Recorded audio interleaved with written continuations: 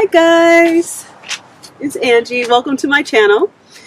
I am hanging out in this beautiful park by where I'm staying right now, and I thought that this would be a great time, since it's so peaceful, to do a Q&A video. So welcome. I have a lot of things going on right now, mainly trying to find work, but yeah, I'm just trying to chill out and relax, and this seems like a great place for me to do that at. It's beautiful here. There are no other humans at the moment. It's just me. So let's get into the Q&A. I'm just pulling up you guys' questions that you have asked me, and give me 1 second. It was pulled up, but then I sat down. Let's see what we got. So I get a lot of questions on both my Instagram and here on YouTube. So I just thought that I would go through a few of the questions and answer them to the best of my ability. The first question is from the Jewels to Life. Thank you for watching, by the way. Everybody who's asked me a question, thank you so much for watching. So she asked, Jules to Life asks, how do you plan your trips? So basically, I don't plan my trips. I'm not a true planner. I just say I think I want to go somewhere and I go. But this past summer, I wanted to go to California and visit my grandmother, so I decided to make a trip of it. I didn't actually plan too much. I just kind of got on the road and took the highway, and then it was my great thought, oh, I should go visit a few of my friends along the way. So it turned into a plan, but it just started off with me just wanting to go to California and visit my grandmother for her 90th birthday, which I did. But I really don't make a lot of plans unless I plan to go to like a campground, or I want to go see a certain, I don't know, yeah, mainly just campgrounds. If I want to go to a particular campground that I know is always packed, or that I have a favorite, then I'll plan that trip, but I usually don't really plan things. Another part of her question was, how do you feel sleeping in the middle of nowhere as a female by myself? Great question. So, I actually love being in the middle of nowhere. I feel safe. A lot of women don't feel safe. I mean, I take the precautions that I need. I do have safety cameras for the van. I have a CB radio if I need to call for emergencies. I do take precautions, but I love being outside, like in the middle of nowhere, where it's just me and the coyotes and, maybe a buzzard or two waiting for me to kill over. But other than that, I really, really like being in the middle of nowhere. But I say, as a female and a woman of color, because going out in the middle of nowhere and you see people, sometimes those people aren't that receptive to you. So I really look at my surroundings. I'm always checking out the surroundings. I do research if I'm going to be somewhere, like what type of area it is, and I'm just very, very precautious about everything that I do while I'm out in the middle of nowhere. But I do love being out in the middle of nowhere because of the people factor. I do really, really enjoy that aspect. And wildlife, because I love wildlife. I love watching wildlife, observing them. So you have better chances when you're in the middle of nowhere without human interaction to be able to see wildlife in their natural habitats. So I don't worry a lot about it, but I do take precautions. And then her last part, the last part of that was no one really talks about the dangers. certain people approach them, and have I had any issues? So I have not had any issues. I haven't had people approach me, and like I said, being a woman of color, there are a lot of places that unfortunately people consider to be theirs, and they don't want to share those spaces or whatever. But I have always been that girl that is like, I deserve to be here, and I take the precautions, like I said. And if I don't feel welcomed, or I you get that woman's intuition, then I just leave and I just go find another space. But I've never been approached by anyone. I have gotten the looks, not necessarily from being in the van, but like being on trails, kayaking, just being outdoors in general. And those are just things that they are what they are, and you have to be thick-skinned, and you have to be resilient, and you have to be like, nope, this is my space too, so I'm welcome to be here. But I have never had to actually talk to anyone or say anything to defend myself or the space that I'm in. I hope that helps. If not, you can just comment, and I will try to elaborate. So my next question, this is kind of cool. It's from Jose Paul, and he asked me, do I consider myself to be a happy person? That is so funny. Yes, I consider myself to be like exuberantly happy 92% of the time. You know, everybody has their day, but I wake up and I make the choice to be happy and to go with the flow and deal with things as they come. I consider myself to be very laid back, very relaxed, very chilled. I don't let a lot of things get under my skin, and I don't know if that's just because of age or because of the military, but yes, I definitely consider myself to be a very happy person. Yeah, very, very happy. Kind of goofy, a little nerdy, but yeah, I'm pretty much happy every single day. Even on the bad days, I try to find a glimmer of light to kind of counteract whatever the bad things are going on. Thank you for that question. The next question I have is from, okay guys, I'm going to put on my eyes so I don't mess up the name. Okay, Yolanda. Yolanda asked, what was the cost of my van build? So the cost of my van build was approximately, altogether, the van itself, the couple of repairs that I had to do, and the build, wood, everything that's included in that, wood, the appliances, the paint, screws, was about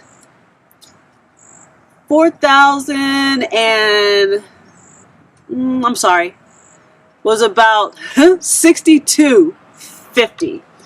That's including the purchase of the van and everything that went in the van, about that amount.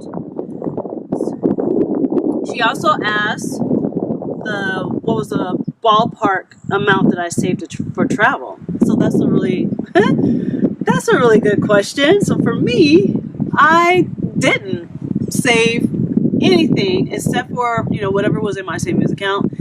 I just went for it.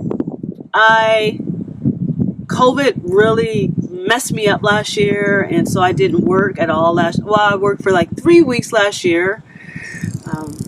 I was planning to go back to Alaska to work, but COVID happened, as we all know. So that was out of the plan, and that's the main purpose that I built the van, because I had the time to do it. Originally, I wasn't going to do it until I came back from Alaska. But, yeah, so I didn't really save for travels. I mean, I am a disabled vet, so part of my income the main part of my income right now is from my VA disability. So when I tell you guys that living in a van, you don't have to have like this big giant plan. You don't have to have a whole crap load of money, because I had enough to go on the trip, pay for my gas, pay for food, and I basically lived off of less than $2,500 every month for the last year. I got a few jobs, some online writing. I did a podcast, a video cast. I did some other things that related to the outdoors, but generally speaking, I did not have a budget for travel. My van did break down twice, 3 times, but the third time was very minor, something that was really easily fixed. But my transmission went out, and I have a credit card for that. That's what they're for. I don't know. Some people are like, no! I try to pay cash for everything, but hey, I put the transmission on my credit card, and I just put extra money in every month, and it's paid off, the transmission. So, I mean, I do not want to say, yeah, just pick up and go and not have any money, and because crap happens, right? But I am living proof that you can travel and live and not worry about things, and you don't really have to have a minimum income or minimum savings and live in a van to do that. I am lucky that I do own my van outright, so I don't have to make any payments on it. My insurance is very low, and I consider breakdowns rent. So 1 month my rent might be $200. 1 month my rent might be $1,400. But I still think that it's a lot cheaper than paying on a mortgage and a car payment, paying for an apartment somewhere, and because my house gets to move. So I move my house and I can go other places, and when things come up, when things arise, I just take care of them. But I keep very good maintenance records. That is how I do that. I didn't really save much for that. So next question is from, gotta put the eyes on. Don't laugh at me, guys. If you don't wear glasses, you will. Carlisha asked me, do you think Pete will make it to Alaska, COVID permitting? Yes, so I would love to drive my van to Alaska. And I asked my mechanic at my last oil change, my last maintenance check, if he thinks my van could make it to Alaska. He said it could totally make it up there. And I'm like, so I'm like very excited about that, because I would love to drive to Alaska. But it's like from here in Florida, it's almost 3,800 miles. And I'm not really sure if I'm ready to drive that long of a distance, but I would love to do that. Like, I feel like if I had the chance, I would ship the van. This is really cheesy, but I would ship the van to Seattle, and then I would drive the rest of the way to Alaska, going through Canada, whenever, or if they were to ever open up their borders to us. But yeah, the van can definitely make it to Alaska. That's an awesome question, because I love Alaska. Alaska is like the best place for me. Sorry, hold on 1 second. Somebody's driving up. Okay, so Alaska is the best place that I've ever been, and I could live there if it wasn't so cold. But yes, the van can make it there. Next question is, do you ever get off the road and take a break from van life? So I do, I have, but only for a small amount of time. So I haven't been in the van long enough. I've been in the van for 7 months now, and I haven't been in the van long enough where I feel the need to take a break. But I have house sat for like a week at a couple of places, and so I wasn't in the van. But even here now, I'm stationary a bit, and I'm at a place where I could actually sleep in a room, but I choose to sleep in the van because that's my house, and I love being inside of my house. I love being in my bed. My bed is like so comfortable, and so I will take a break though if I feel that I need to take a break, but at this point in time I just don't feel that I need to do that.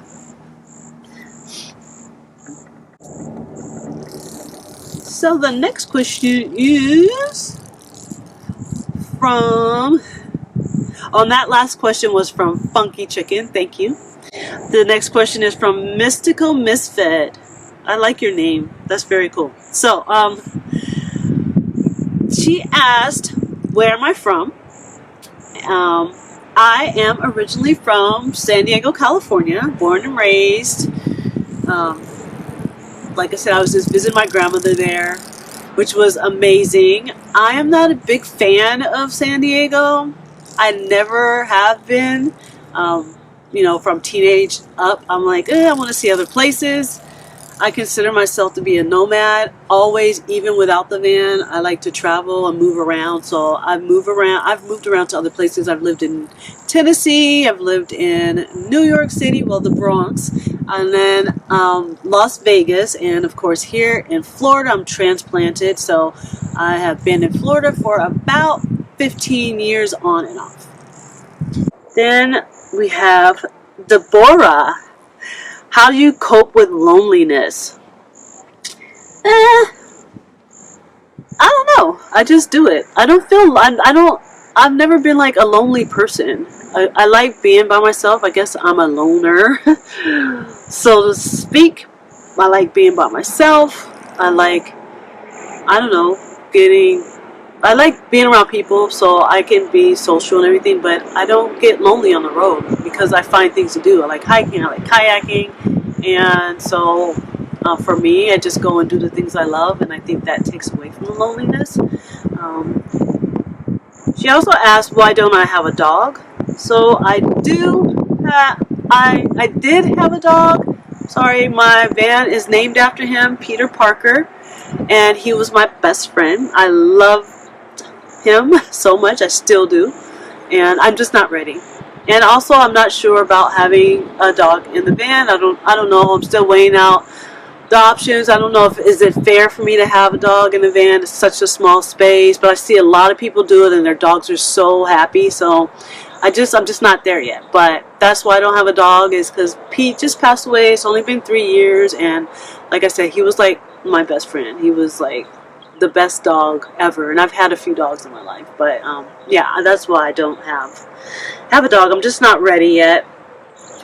And what inspired me to do full-time van life?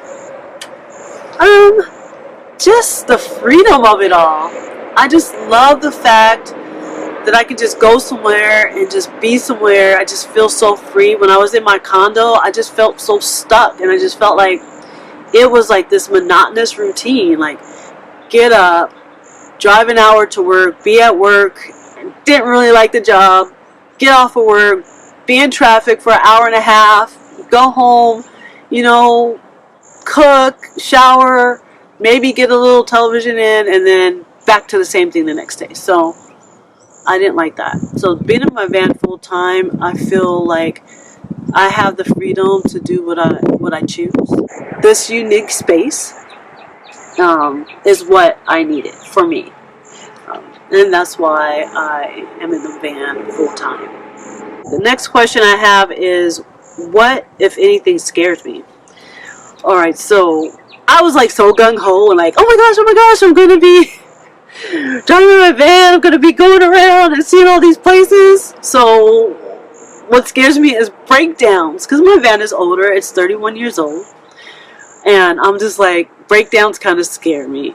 The van is in really good shape, but parts are getting old. Parts are older. I have to like kind of be ready. So I think after I had the first breakdown with the transmission, that I was a little frightened by that, because I like to be off grid, and I don't want to be off grid and I totally break down. So that is one of the things that scares me.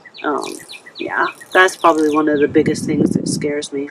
Another question from Bruh, Let's Go. I like your name.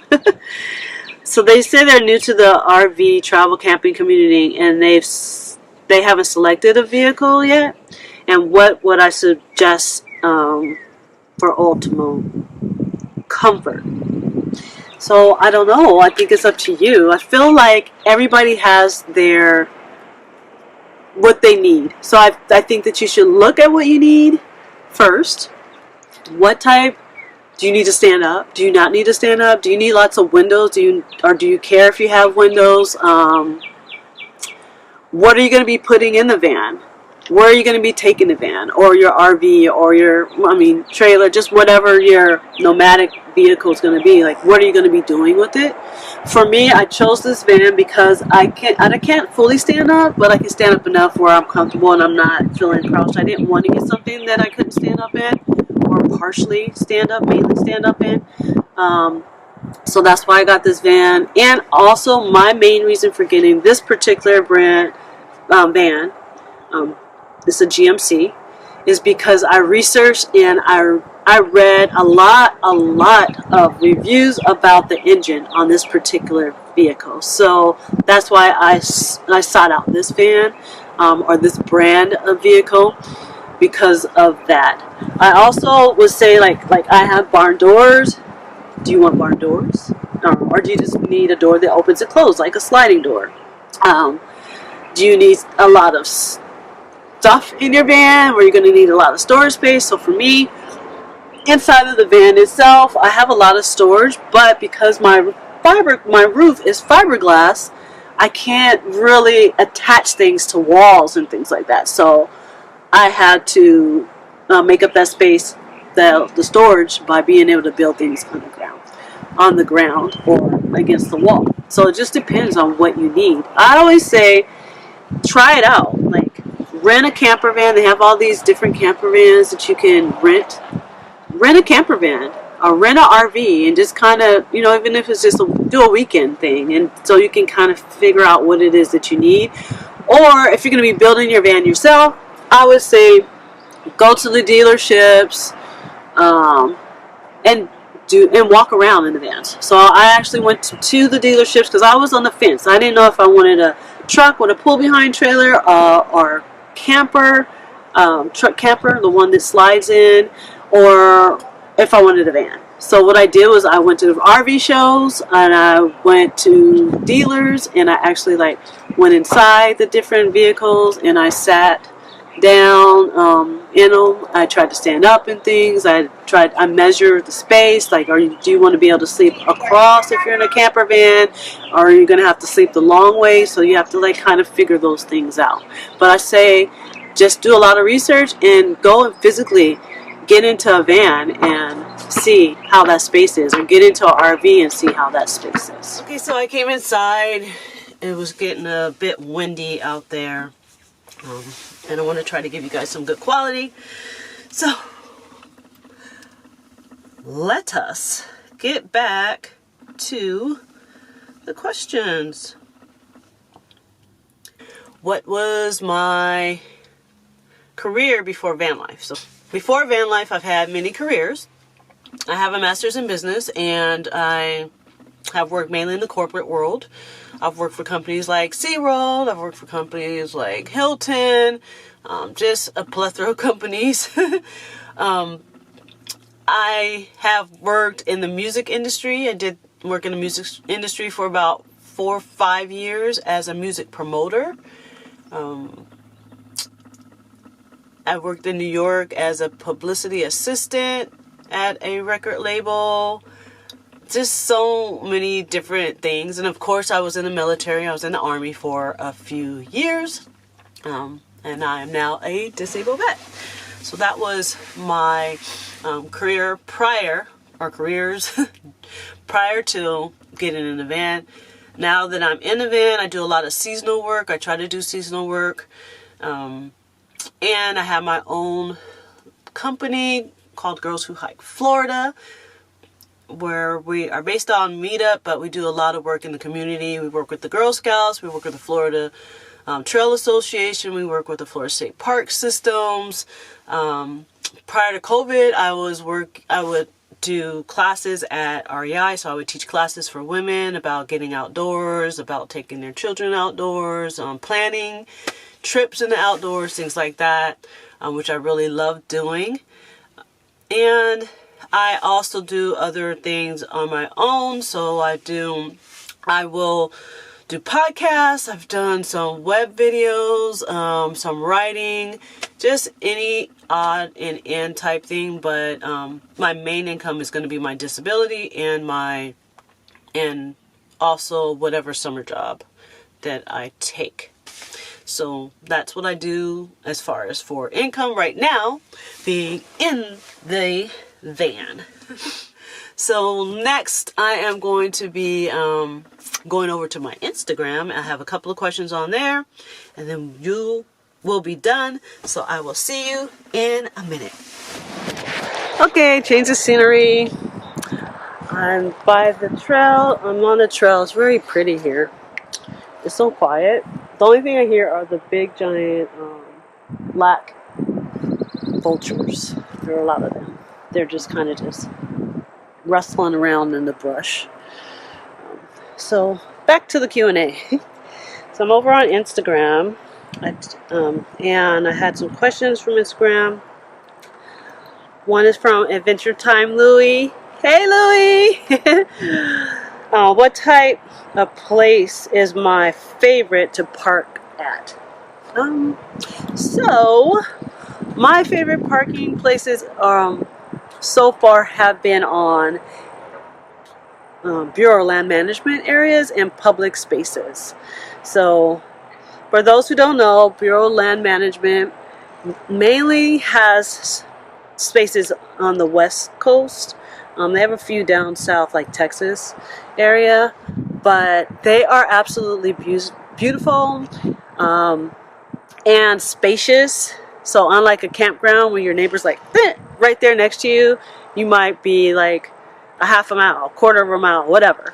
And it's free to park on. Some of them you can park on like up to 2 weeks, which is, I think, incredible. Because I feel that we should be entitled to be able to park freely in different places across the U.S. I also really did enjoy Highway 1 in California. I found a lot of places to park along the ocean, which was beautiful, very calming. I was able to walk to the beach and things like that. But I really like being in the open, in the outdoors areas. Wyoming, I had an amazing time in Wyoming, parking at, I think it's called Medicine Bow National Forest, which was really, really cool. But I try to find places where I can go and do other things, so kayak or hike or, just lounge, but I have enough space to breathe and I don't see people as often. So favorite places to park, public, free land. Thank you for that question. And the next question I have is, let me see what we have here, because can't see. What has been my average monthly budget, which I kind of went through. I just basically am living freely, and I really don't have an expected budget. I just pay all my bills first, and then whatever I have afterwards, that's what I use for transportation. I stock up on my food, so if I see a good deal on canned goods, so I call myself a veggie loving pescatarian. So I do eat fish, but it's easy for me because I can just stock up my pantry with lentils and beans and rices, and then just go grocery shopping for like potatoes and things like that. And I don't eat eggs, so I don't have to worry about that. I don't drink milk. If I do drink milk, it's basically macadamia milk. so I don't do a lot of dairy. I do love cheese. Oh, I love cheese. Ooh, so much, but more than what I should. So I have a little fridge. I just stock up my fridge. I put in juices and things like that into the fridge, but mainly I just keep stuff in my pantry, so that saves me on my budget. So really and truly, I don't know, I might spend like $600 or $700, and that's including my gas. I never let my gas tank go below a half a tank. I always try to make sure it stays at the half or above. Saves me money, saves me time, and then I don't have to worry about, well, I make it to a gas station. So I don't know, I guess the budget would, I would say probably like $700 or $800 a month that I would use, not including maintenance things on the van, just purely for like gas. If I had to park somewhere, like in Seattle, I think Spokane, I had to park in a parking lot so I can go walk around in their park. I can have a national park pass, which I get for free because I'm a disabled vet, so that saves a lot on that. I also have a state park pass. A lot of the state parks in the states are free, but there are some where you have to pay. Because I'm a veteran, I just have to show my veterans card and I can get a free state pass for the state that I'm in. So I don't really have a big budget. Just like if I want to do extra campground stuff, like I want to go to a true campground, like in a national park or something like that, then yes. But mainly I probably live about $600, between $600 and $800 a month is what I budget for food, gas, and entertainment. I entertain myself. I think I'm very funny.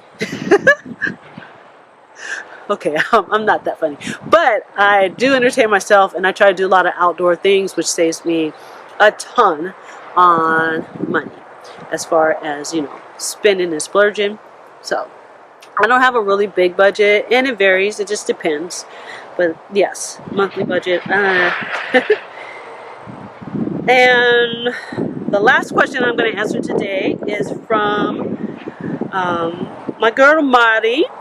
She's a part of my Girls Who Hike crew. Hey Mari, how are you? So she asked me, how much does it cost, and is it easy to start up, and how long did it take for me to prepare? So I've been wanting to do van life for 2 years or so. So I of course went on YouTube and I saw a video, and I fell into that hole, that rabbit hole, and I looked up how it works and how much it costs and how to do it myself and cheaply and all those things, like all the things like that. It can be as easy or as hard as you want, and for me it was pretty easy, just because I think the hardest thing was making choices on what I wanted. So did I want a toilet? Yes, I need a toilet in my van. Do I need a shower? No, I didn't need a shower in the van. Do I want a stationary bed? It's like the logistics of what you want in the van kind of takes up time, but it's worth it. So I always say research. Anybody can do it. Anybody can live in a van. Anybody can live nomadically if they choose to, but it's not for everyone. For me, it was pretty easy. After I kind of prepared, because it took me a long time to find the vehicle that I wanted. So I think the vehicle you choose is very important.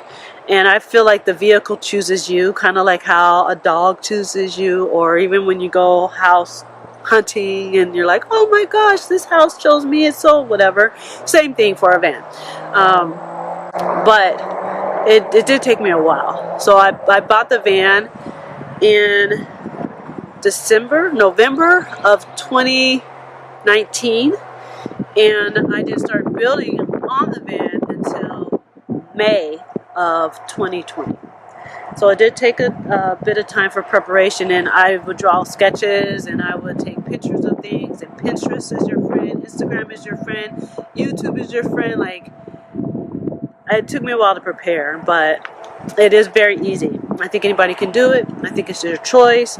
I think everyone should do something that they love, and for me it was getting this van and being able to be outdoors more, and feel a little freer than what I was feeling working and living in bricks and sticks and just kind of corporate world.